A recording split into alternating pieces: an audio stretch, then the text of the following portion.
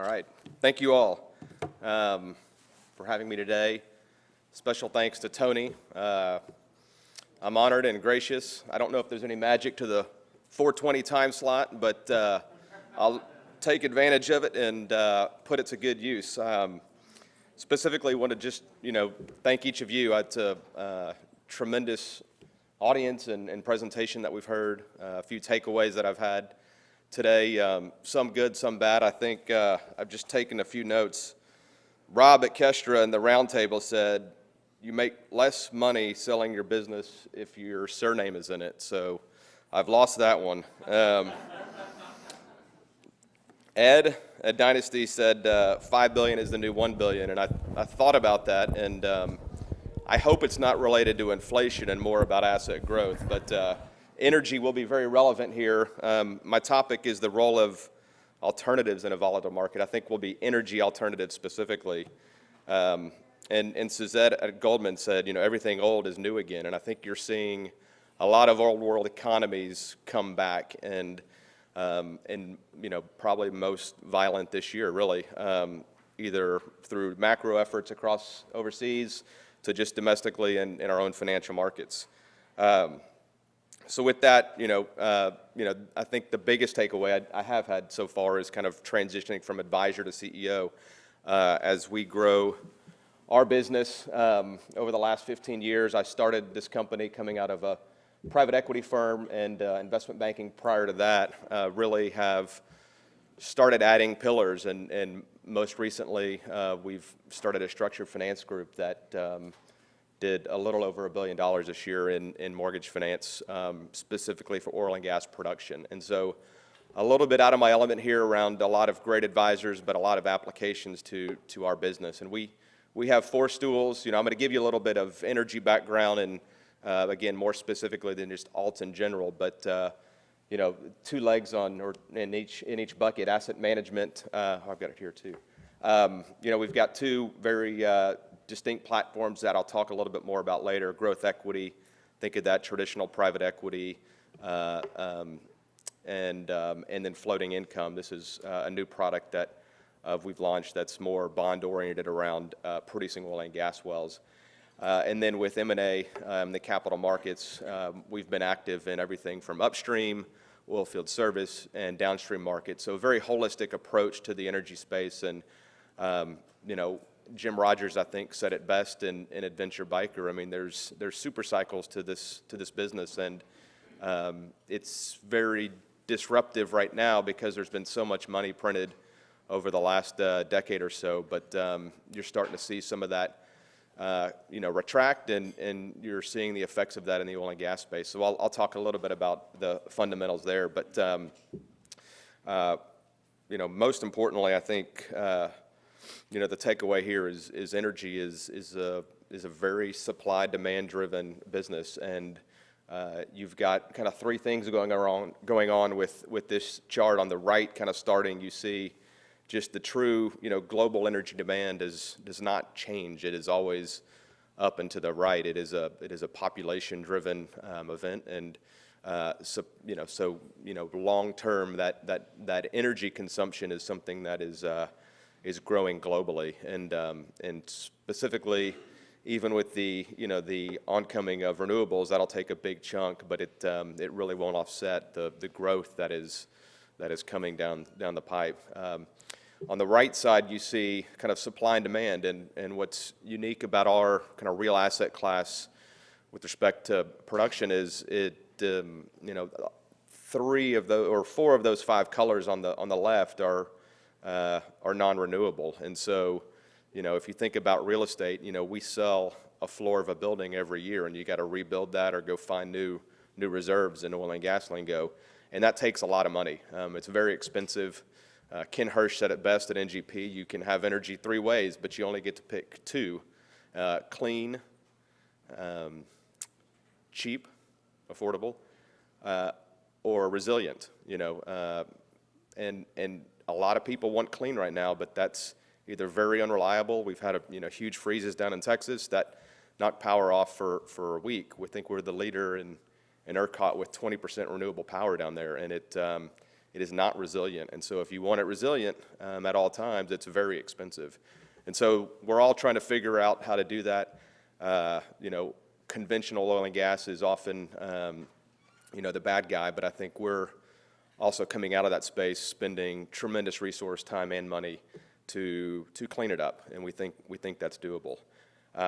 Next page, I think, is the next three kind of focus on, I mentioned it's expensive, very capital intensive to produce oil and gas. And so what's setting up here in the market, we believe, as you think about your energy allocation, there's a few ways to express it, publicly and privately. We'll advocate for private here later, but regardless, what's setting up is a huge capital shortfall. We are not spending the necessary amount of money to replace the reserves that we're selling on a daily basis.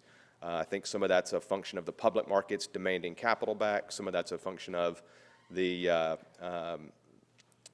past years that the energy market has performed. I know we've underperformed. I think a lot of that, again, is excess cash, and by nature, our industry is very greedy, and so we spend a lot of money on not smart things. And so you're seeing sort of a pendulum swing back to quit doing projects and send us money back. And as a result, as price comes up, you still haven't seen a lot of that capital rebound. And so you've got a lot of the majors and a lot of the independents that drive that domestically.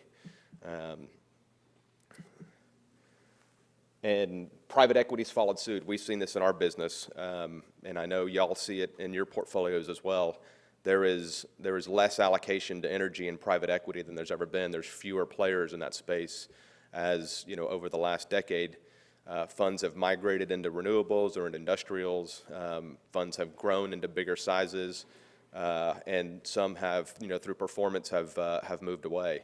And so, both publicly and both privately, you're seeing sort of a retraction of capital, and I think that's just setting up for a supply shortage that we'll talk about, or that I mentioned earlier on. Next slide, you'll see, we have spent a lot of time, currencies and commodities have a very intricate relationship. What you see here is a compilation of return performance from Bloomberg and private research that sort of, in these volatile times and these inflationary times, you want to be in real assets. You want to be in private alts, as we call it in our space. And we think energy, private equity, energy, floating income fits in both of those buckets. As you look across, that correlation to inflation there on the left side, commodities broadly and oil play a part in that. I think natural gas is one you don't see there, but one certainly, as it becomes more of a transition fuel into a cleaner product, you're going to see and as it becomes more national through LNG shipments, you're going to see a lot of correlation there. I think increase as we start tracking that more. And so, with that, just summarizing, why we believe energy, as you go back to your clients and your team and talk about, what do we need to be doing here. We know there's a large generation or an upcoming generation that is adamant on clean. We think that can be short-sighted. I think there's ways to invest in legacy businesses with a clean bent. And so, as the S&P has drastically underweighted energy as over the last 5 years as that shifted, some with the prices moving, but also the energy markets performed very well over the last 12 to 18 months, and I think you'll continue to feel that momentum. And so, as an energy guy, I'm clearly biased, but I would lean into that space a little bit more. I think inflation around, with what the Fed's doing on rates and monetary policy, some of this is not so much a function of dollars, it's more a function of we physically can't get stuff. And we're feeling that in the supply chain of oil and gas, both supply companies, drilling wells, casing, and just product. So there's going to come a time, where price is very expensive, and you've seen Biden say, hey, send us more oil. Well, it's very capital intensive, and it's a 6 to 12 month lead time. And so we've released the SPR, and that's been a brief break, but it's not sustainable. And especially as our release is encountered with a shut-in from overseas to keep that balance. So I encourage energy in your portfolio. I diversify. I think it provides a great correlation to inflation as we run into uncertain times and pull a lot of this money out. And the fundamentals here are supported as you speak with your clients. Closing, we've got 2 products here just while we're up on the stage. Energia.com is really a software product, a fintech company that we recently invested in that is offering direct ownership in producing wells, and we call it floating income. It's a highly predictable stream of production, no capital association, no leverage association that has been misapplied in past producing vehicles, and your true exposure is commodity price. So if you have a thesis and want to express it through rising oil prices or rising gas prices, our intent is to have a number of packages that will allow you to invest and express that. And then secondly, our private equity fund, Donovan Growth Equity Partners, is our second flagship fund that we're be in the market with shortly. So if you have any questions on energy or want to have any conversations more specifically, we'd be happy to answer it. I'll turn this over to Joe at AIX, who is a vendor of ours, and we are a happy client. So thank you all very much.